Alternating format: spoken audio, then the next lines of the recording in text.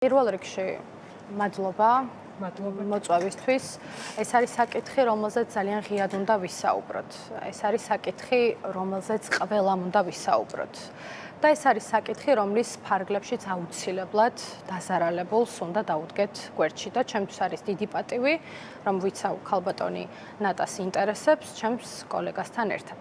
რაც შეეხება დღევანდელ გამოკითხვას, მოგახსენებთ, რომ დღეს იყო ძალიან მწირე გამოკითხვის ეპიზოდი იმ თვალსაზრისით, რომ პოლონეთის საელჩოს ადმინისტრაციული შენობა დაიხურა, სამუშაო პროცესი დასრულდა იქ და სამწუხაროდ ქალბატონ ნატა ბიბლიანს არ მიეცა იმის შესაძლებლობა, რომ ამ შენობაში დარჩენილიყო და გაგვეგრძელებინა საგამოძიებო მოქმედება, კერძოდ გამოკითხვა.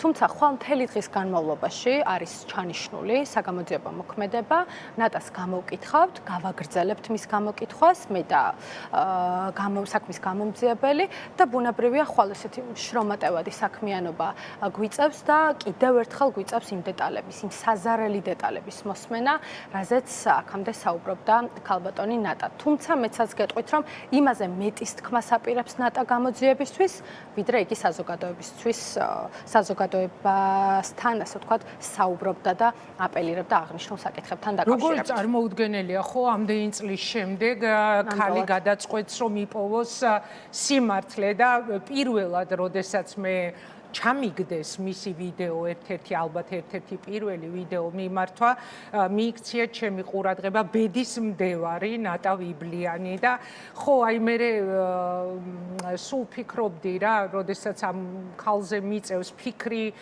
დღესაც გადაცემის მომზადება, რომ აი მართლა ზუსტადაა შესატყვისია და მისი ტრაგიკული ისტორიისა ბედის მდევარი. ეხლა მე მაინტერესებს პირველ რიგში, მარიამ, ვიდრე რაღაც კონკრეტულ დეტალებზე ვისაუბრებ, თქვა დღევანდელ ჩვენებასთან დაკავშირებით, გამოძიებასთან დაკავშირებით. მაინტერესებს ერთი რამ, ეს ამდენი წელი რომ არის გასული, თქვენ როგორც ადვოკატს გაქვთ მაინც იმედი, რომ ნატა ბედის მდევარი იპოვის თავის სიმართლეს. ანუ 35 წელია, ხო? კი ბატონო, 35 წელი კი არა, წარმოიდგინეთ თვეების წინ ჩადენილი დანაშაული, რომელიც დღეს გამოიძიება მტკიცებულებებითი სტანდარტის გათვალისწინებით და მტკიცებულებების მოპოვების გათვალისწინებით არის ძალიან რთული. საუბარი აღარ მაქვს 35 წელზე. თუმცა ჩვენი გუნდი, მთელი ჩვენი რესურსით, მთელი ჩვენი მოტივაციით და სურვილით საგამოძიებო ორგანოსთან ერთად ვართ ჩართულები იმისთვის, რომ რაც შეიძლება მეტი მოწმე გამოიკითხოს, რაც შეიძლება მეტმა ადამიანმა ისაუბროს აღნიშნულთან დაკავშირებით და მე პირდაპირ გეტყვით, რომ არ ვიცი ეს რისი ბრალია, ქალური სოლიდარობის თუ რისი ბრალია, მაგრამ მინდა დავიჯერო, რომ ეს ქალბატონი გაიხარებს და სამართლიანობას იპოვის. და კიდევ ერთხელ ვამბობ, ჩემთვის უდიდესი პატივია, როდესაც მე აი მართლაც რომ უდიდეს ბრძოლაში ამ ქალბატონის გვერდით ვდგავარ. ეხლა რა ხდება გამოძიებასთან დაკავშირებით? შაბათს ვუსმენდი, მე ნოდარს გადაცემაში ქონდა, შაბათის ეთერს ქონდა ნატა ბიბლიანის საქმეზე ვრცელი რეპორტაჟი და ანუ გამოკითხულია მთავარი პირი, რომელზეც სახელით და გვარით საუბრობს ნატა ბიბლიანი და ის არ აღიარებს დანაშაულს პედოფილიაში მხილებული კაცი. აი მოდით ადვოკატი ხართ, მომიყევით, როგორ დაიწყო გამოძიება, ეხლა რა ეტაპზეა, თვითონ გამოძიება რამდენად დამაიმედებელია თქვენთვის, რომ ამ სამართალს იპოვით ნატასთან ერთად? კი ბატონო, მოგახსენებთ, პირველ რიგში იმას გეტყვით, რომ ნატა ჯერჯერობით არ არის დაზარალებულად ცნობილი, როგორც საზოგადოებისთვის არის ეს ინფორმაცია ცნობილი და აქედან გამომდინარე ჩვენ შეზღუდული გვაქვს წვდომა იმ მტკიცებულებებთან, რაც უკვე მოპოვებული აქვს საგამოძიებო ორგანოში. ეს გახლავთ რატომ არ არის დაზარალებულად ცნობილი? ამ ყველაფერს სჭირდება შესაბამისი კანონით გათვალისწინებული პროცედურები. მაგალითად, პირი, რომელიც გამოკითხული არ არის, იგი ვერ იქნება დაზარალებული. შესაბამისად, ამ ეტაპებს ესე სტრატეგიულად მივყვებით გამოძიებას თავისთავად. კი ბატონო, აი ეს არის მიზეზი, სხვა არაფერი. როდესაც ის გამოიკითხება და ესე ვთქვათ, დასრულდება მისი გამოკითხვა როგორც საგამოძიებო მოქმედება და იგი არაერთ პირს ამხელს, აი ამ საშინელ არაადამიანურ დანაშაულებებში მე მხოლოდ და მხოლოდ გაუპატიურების მუხლზე არ მაქვს საუბარი და ძალიან მალე საზოგადოება შეიტყობს ამასთან დაკავშირებით ძალიან ესეთ რთულ მოსასმენ ინფორმაციას. კი ბატონო, არაერთი დანაშაულია, არა მხოლოდ გაუპატიურების მოხლი, არამედ აქ კვლელობასთან გვაქვს საქმე. საქმე გვაქვს ჩაცხრილვასთან. არ ვიცი როგორ შევაფასო ეს საკითხი, როგორ ვისაუბრო ამ თემაზე, ვერ გეტყვით, მაგრამ ფაქტი არის ის, რომ სტრატეგიულად მივყვებით, ეტაპობრივად მივყვებით ამ გამოკითხვის საგამოძიებო მოქმედების შემდეგ. რა თქმა უნდა, გვაქვს მოლოდინი, რომ ჩემი დაცვის ქვეშ მყოფი ნატა ვიბლიანი აუცილებლად იქნება დაზარალებულად ცნობილი. ამის შემდეგ ჩვენ და მისი ადვოკატები მოვიპოვებთ უფლებას, რომ სრულად გავეცნოთ მტკიცებულებებს და მტკიცებულებებთან დაკავშირებით, აი, სწორედ ამ პროცედურების შემდეგ გვექნება ინფორმაცია. მასალებს გაეცნობით და მერე გაიგებთ უფრო მეც, ხო, ვირას ამბობს, იმიტომ რომ გამოკითხული რამდენი ადამიანია,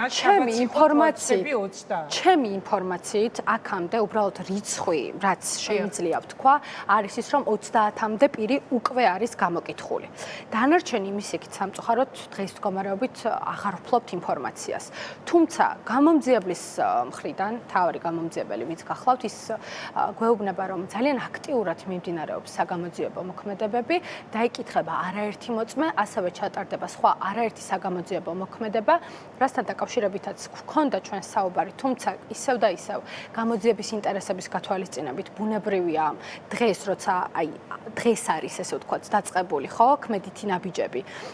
ბუნებრივია ვერ ვიტყვით ისეთ დეტალებს, რაც გამოძიებას ასე ვთქვათ დააზიანებს. თქვენ თუ იცით რაღაც დეტალები, ნუ მესმის რომ რაღაცებს ვერ იტყვით, რაც გამოძიებას დააზიანებს, მაგრამ აი იმ ინფორმაციის საფუძველზე, რასაც თქვენ ფლობთ, რამდენად დამაიმედებელია თქვენთვის, როგორც ადვოკატისთვის გამოძიება? აბსოლუტურად დამაიმედებელია. და დარწმუნებული ვარ, მტკიცებულებების გაცნობის შემდეგ ჩემი ეს პოზიცია უფრო გამყარდება და უფრო მყარად ვიტყვი, რომ ნამდვილად დამაიმედებელია. ანუ გამოძიებას რა შეატყეთ, მარიამ, სრულიად დაინტერესებულები არიან? მოტივაცია პირველ რიგში, რომ ისინი ნამდვილად არიან დაინტერესებულები ამ საზარელი დანაშაულებების გამოძიებით, ნამდვილად არიან დაინტერესებულები. მე ვხედავ და გრძნობ გამომძიებლის დამოკიდებულებას ჩემს მიმართ, ქალბატონი ნატას მიმართ, თითოეულ დეტალში ცდილობენ, რომ რაღაცნაირად კომუნიკაცია იქონიონ ჩვენთან, საქმის კურსში ჩაგვაყენონ. ეს ძალიან ბევრს ნიშნავს ჩვენთვის და ჩვენი მხარისთვის და პირველ რიგში ნატასთვის. ამიტომ ჩვენ ესე ხმამაღლა რომ ვამბობთ, რომ ნატა ვიბლიანის უფლებები სხვადასხვა კუთხით არის ასე საზოგადოდ შელახული, უნდა ვთქვათ ის, რომ რაღაცნაირად გაერთიანებულები ვართ და ასეც უნდა იყოს.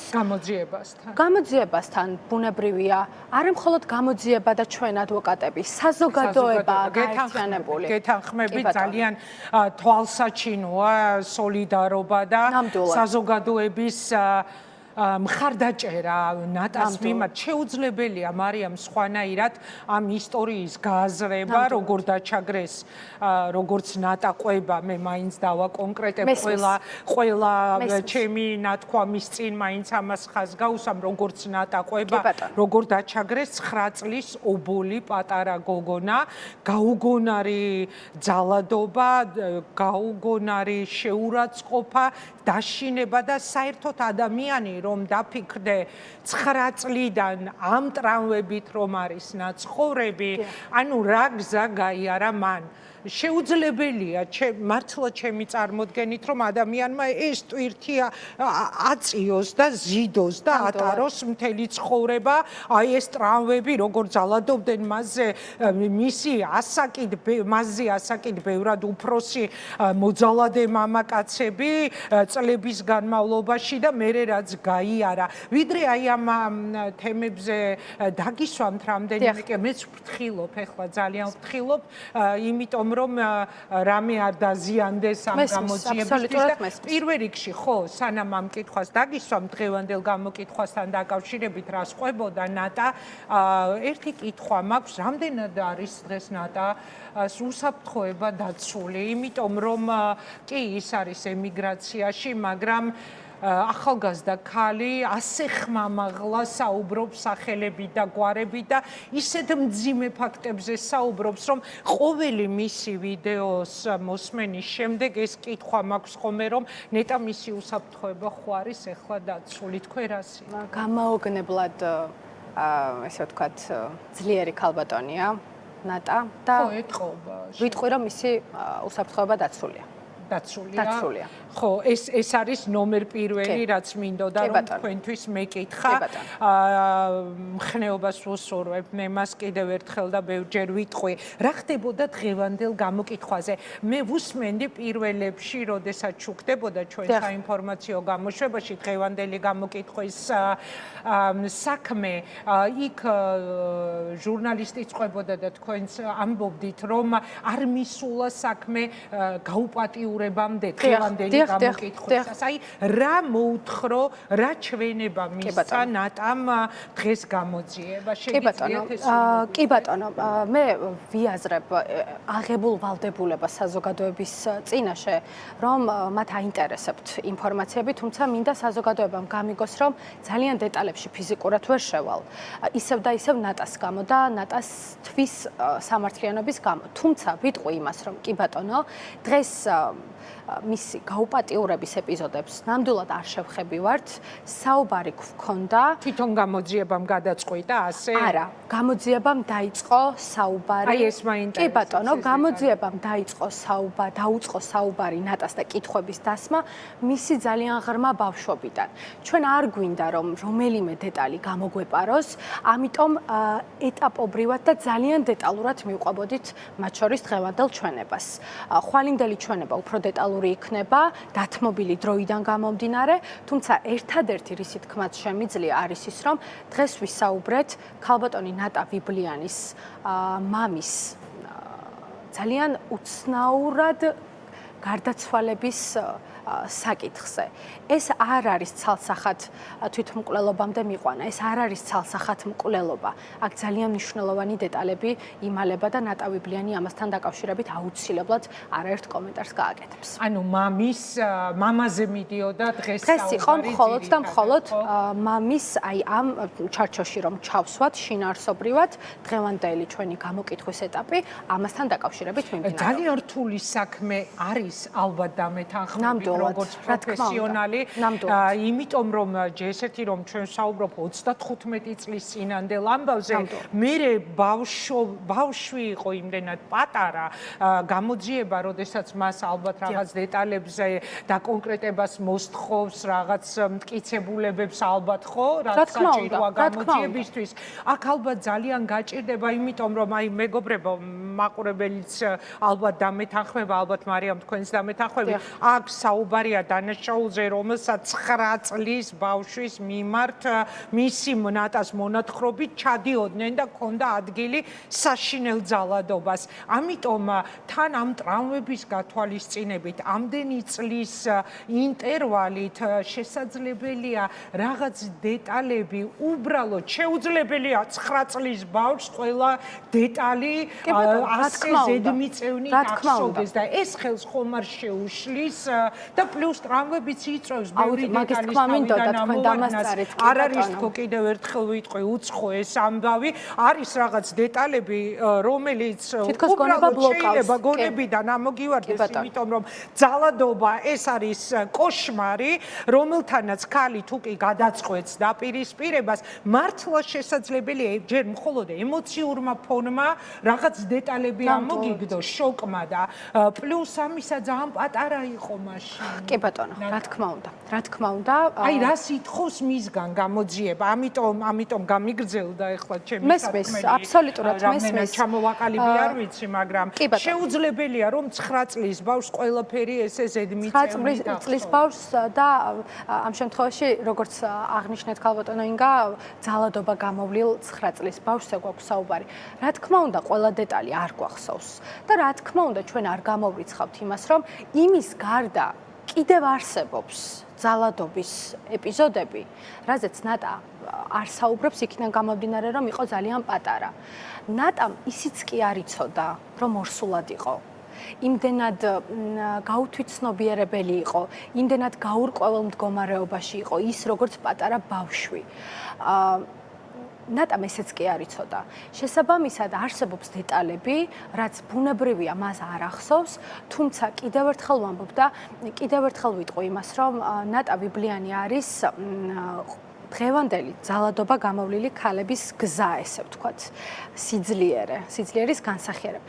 მას იმდენად აქვს მოხვეჭილი ეს ძალა და ენერგია, რომ თავისი სიმართლე დაამტკიცოს და კანონიერება და სამართლიანობა აღსრულდეს, რომ იგი ცდილობს, აბსოლუტურად ცდილობს გაიხსენოს ყველაფერი და ყველაფერი დეტალებში მოუყვეს გამოძიებას. თუმცა არსებობს გარკვეული დეტალები, რაც ბუნებრივია მას არ ახსოვს და იმდენად დეტალურია ჩვენი გამოკითხვა საგამოძიებო ორგანოში, რომ ამასაც ვაფიქსირებთ, რომ აი მაგალითად ძალიან მარტივად რომ ვთქვათ, ნატა ბიბლიანს არ ახსოვს, რომელ წელს დადიოდა სკოლაში. ეს იმიტომ არა, რომ მის ნათქვამს არ უნდა დაუჯეროთ ამ ყველაფრის იმიტომ რომ მას აქვს საშინელი ტრამვები. იმიტომ რომ მას ისეთი ცხოვრება აქვს გამოვლილი, რაც საერთოდ ვერავის ვერ წარმოგვიდგენია. კიდევ ერთხელ ვამბობ, რაზეც ნატა ბიბლიანი საუბრობს, ეს ალბათ ზღვაში წვეთია იმასთან შედარებით, რაც მან რეალურად გადაიტანა. და მე ძალიან ვბრაზდები იმ ადამიანებზე, კი, ცოტა, მაგრამ რამდენიმე კომენტარი შემხვდა, რომ ამდენი ხანი სად იყო? ეს საერთოდ წარმოუდგენელი კითხვაა. ამდენი ხანი სად იყო? არასოდეს არ დასვა. არასდროს არ ვიცით, ვინ სად ვარ. ძალადობის მსხვერპლთან დაკავშირებით. რა თქვია, იცით რამდენი ნერვი, რამდენი ღამე, შეიძლება რამდენი წელი სჭირდება ადამიანს რომ ეს გადაწყვიტოს რომ თამაღლაილობა. მაგრამ დღეს ხო ფაქტია რომ ამ ქალბატონმა გადაწყვიტა რომ საზოგადოებას ესაუბროს. ის გახდეს გზა ძალადობა გამოვლილი ქალებისა და სამართლიანობის, რომელიც ჯერჯერობით მათ ვერ და არ უპოვიათ. ჩაცხრილვა იყო ნახსენები, ხო, მამასთან დაკავშირებით, მამის ბუნდოვან გარდაცვალებასთან დაკავშირებით, ანუ შესაძლოა მოკლეს მამა ამაზე აძლევდა. ჩაცხრილვასთან დაკავშირებით, როდესაც ვისაუბრე, ეს არ იყო კონკრეტულად ნატას მამისკენ უფრო სწორედ მიმართული. აქ არის ჩაცხრილვის სხვა ეპიზოდი. სხვა ადამიანი? მოდით ესე გავაკეთოთ. გამოძიებაში ამ დეტალს ვიტყვით და შემდგომ უკვე გვექნება შესაძლებლობა, რომ აბსოლუტურად ყველა კარტი გავშალოთ. ანუ ეს არ ეხებოდა მამას. ეს მამას არ ეხება, თუმცა საზოგადოებამ არ მინდა რომ ცალსახად მამა ნატასი მიყვანილია თვითმკვლელობამდე ან ჩადენილია მკვლელობა. აი დასაზუსტებელია გარკვეული დეტალები და რა თქმა უნდა გვაქვს ძალიან ბევრი შეკითხვა და ამ შეკითხვებზე ჩვენ ველოდებით გამოძიებისგან პასუხებს. მარიამ, ხალხი ჩვენ ვიცით ისევ ნატას მონათხრობიდან, რომ აიძულეს, რომ სოფელი დაეტოვებინა ოჯახს და თავადვე ყვება იქ რა პროცესები ვითარდებოდა, რა მძიმე მდგომარეობაში იყვნენ, მოკლედ აიძულეს, რომ დაეტოვებინათ საცხოვრებელი, დაეტოვებინათ სოფელი. აი ამდენი წლის გასვლის შემდეგ და მას შემდეგ, რაც ბედს მისდევს ნატა და არის გადაქცეული ბედის მდევრად, ხალხი იქ ადგილობრივი რამდენად აღმოჩნდა თქვენი ინფორმაციით მზად ითანამშრომლონ გამოძიებასთან, ოღონდ ითანამშრომლონ სიმართლის დასადგენად და არა ვთქვათ ძალადობაში დადანაშაულებული თუ მხილებული ადამიანისა თუ ადამიანების მხარდასაჭერად. მოგახსენებთ. ძალიან საინტერესო და მნიშვნელოვანი დეტალს შევეხეთ, იმიტომ რომ ზოგიერთი რაღაცნაირად ცდილობდა, რომ კუთხური შუღლი, ესე ვთქვათ, გაეღვივებინა. თუმცა მინდა ვთქვა, რომ ეს არ გამოვიდა. იცით რატომ არ გამოვიდა? სწორედ სვანი ხალხი იყო ის კატეგორია, რომელმაც, ესე ვთქვათ, რაღაცნაირად დიდი როლი ითამაშა იმაში, რომ ნატა მაგალითად ჩვენამდე მოსულიყო, რომ ნატას ჩვენ დავხმარებოდით. აქ არ არის ხაზგასასმელი ის სვანი ადამიანი რას ამბობს და პირობითად სხვა კუთხის წარმომადგენელი რას ამბობს. აქ მთავარი დეტალი არის ის, რომ ზოგადად საზოგადოება რას ვამბობთ და რას ვაკეთებთ. ამიტომ თქვენი ეთერით ვისარგებლებ და ვიტყვი იმას, რომ არ ღირს, არასწორია, არ შეიძლება კუთხური შუღლის გაღვივება. გეთანხმებით, რასაკვირველია, მე ისევ დაუბრუნდები მაგ შეკითხვას, რამდენად ალბათ გაქვთ ინფორმაცია, ხო? ვიცით, რომ იმ სახლებშიც კი შევიდნენ გამომძიებლები, ყოველ შემთხვევაში მე რაც ინფორმაცია მივიღე ნოდარ მელაძის გადაცემიდან, იმ სახლებშიც კი შევიდნენ, სადაც სავარაუდო დანაშაული ხდებოდა. ვიცით, რომ გამოკითხულები არიან, არა მხოლოდ პედოფილიაში ეჭვმიტანილი დადანაშაულებული თუ მხილებული, თქვენ მითხარით, რომელი ტერმინი უნდა გამოვიყენო, აი ამ მოცემულობით, რა მოცემულობაც ახლა გამოძიება რა სტადიაზეც არის, ეს კაცი არამედ ოჯახის წევრები, მეზობლები, ანუ ახლა რა მდენად მზად აღმოჩნდნენ თქვენ რა ინფორმაციას ფლობთ, იქ მაცხოვრებელი ადამიანები ეთანამშრომლად გამოძიებას. ჩემი ინფორმაციით აბსოლუტურად აქვთ მზაობა იმის და ეს უკვე ჩანს მათ გამოკითხვებში, როგორც მაქვს მე ინფორმაცია დღეს მდგომარეობით, ისინი მზად არიან, რომ დადგინდეს სიმართლე. ნამდვილად მზად არიან ამისთვის. და მე იმედს ვიტოვებ, რომ ეს არ არის უბრალოდ რაღაც მოწოდებული ინფორმაცია და როდესაც მე მექნება შესაძლებლობა და მოპოვებული უფლება, რომ გავეცნო ამ მტკიცებულებებს, მე მინდა რომ იქ სიმართლე წავიკითხო და მინდა რომ ეს დავიჯერო. მე ნახავთ, როდესაც დაზარალებული სტატუსს მიანიჭებენ და თქვენ უკვე წვდომა გექნებათ მასალებზე, ანუ რას ამბობს იქ ხალხი, ხო? რა ჩვენებას აძლევენ მეზობლები. აი ნატა ყვება თავის ვიდეო მიმართვებში, რომ მასზე მხოლოდ ერთი სრულწლოვანი კაცი კი არ ძალადობდა, რომელიც იყო 9 წლის ბავშვის ნათლის ძმა, არამედ ასახელებს კიდევ 3 კაცის გვარს. და თუ იცით ეს დანარჩენები თუ არიან გამოკითხულები. ამასთან დაკავშირებით ჯერჯერობით ისევ გამოძიების მსვლელობას დაველოდებით. აჰა, გასაგები, მაგრამ ისე ყველანი ცოცხლები არის. ხო, ის კაცი ახლა თუ არ ვწდები, მთავარი, ვიზეც საუბრობს 59 წლის ქალბატონი ნატა არის ყველა სახეზე ცოცხალი. ანუ ყველა არის ცოცხალი, ყველა შეუძლია რომ ჯამთელი, რომ მისცენ ჩვენება გამოძიებას, ხო? რა თქმა უნდა. და ერთი ძალიან მნიშვნელოვანი, რადგან ხვალაც უნდა გაგრძელდეს ნატას გამოკითხვა, ნატა ყვება, რომ სისტემატიური სექსუალური ძალადობის შემდეგ 14 წლის ასაკში დაორსულდა და თქვენ თქვით, რომ საერთოდ ვერც კი ხვდებოდა, რომ ის ფეხმძიმედ იყო. მერე იყო საავადმყოფო, ამ ეპიზოდზე ის ბევრს საუბრობს, სადაც ის ამშობიარეს, მანამდე თითქოს ცდილობდნენ, რომ ეს ხელოვნურად მომხდარიყო მუცლის მოშლა, ხო? და სადაც ბავშვი ამშობიარეს მაშინ 14 წლის, ის საავადმყოფო აღარ არსებობს. ამიტომ ძალიან რთულია ახლა იმის დადგენა, რა ბედი ეწია ამ დაბადებულ ბავშვს, ძალადობით ჩასახულდა დაბადებულ ბავშვს, გააშვილეს თუ დაიღუპა ნატა იქ თავის ვიდეო მიმართვებში საუბრობს იმაზე, რომ შესაძლებელია მოუკლეს შვილი. აი ამ მიმართულებით იმუშავებს გამოძიება. აუცილებლად. ჩვენი პირდაპირი მოთხოვნა გახლავთ ის, რომ თუ კი რაიმე დანაშაულებრივი ქმედება არსებობს ნატა ვიბლიანის წინააღმდეგ, ყველაფერი იყოს გამოძიებული და აღკვეთილი შესაბამისად. მათ შორის ეს საკითხი, რომლის ფარგლებშიც პატარა ახალშობილი ბავშვის დეტალი საერთოდ არ არის გარკვეული, ესე ვთქვათ, ჩვენ ისიც კი არ ვიცით, გააშვილეს, მოკლეს, თუ რა გაუკეთეს. და რა თქმა უნდა, გვაქვს ძალიან ბევრი კითხვა. და ველოდებით ამ კითხვებზე პასუხს. ანუ მიუხედავად იმისა, რომ ის ავადმყოფო არ არსებობს და არქივებშიც ძარცულია დადგენა, გამოძიება ფიქრობთ, რომ მის გზაკვალსაც დაადგეს. აუცილებლად უნდა დაადგეს. საგამოძიებო ორგანოს აქვს ამის ვალდებულება. შესაბამისად ეს ვალდებულება აუცილებლად უნდა იკისროს საკუთარ თავზე და ბუნებრივია უნდა მოიპოვოს ყველა მიმართულებით მტკიცებულებები. მარიამ ნატა ყვებოდა რომ აი როდესაც ის იყო ფეხმძიმე ბავშვი მეგობრებო ამას გაუსვათ ბევრჯერ ხაზი. როდესაც პატარა ბავშვი იყო ამ ძალადობის შედეგად როგორც თავად ყვება ფეხმძიმედ, მაშინ დაიწყო მოძალადემ ზრუნვა იმაზე რომ ერთი საწყალი ბავშვი ბიჭი გამოიჭირესო მათი ნათესავი, იმ ბიჭს აღებინეს თავზე რომ ეს ბავშვი იყო მისი იარაღი დამემუქრა მოძალადე, თუ ხმამაღლა იტყვი დაგიხოცავ ყველასო, იმ ბიჭს არ ვიცი რა იძულესო, ეს ბიჭი სად არის? და არის თუ არა შესაძლებელი რომ დღესაც მოხდეს მისი იძულება და უცებ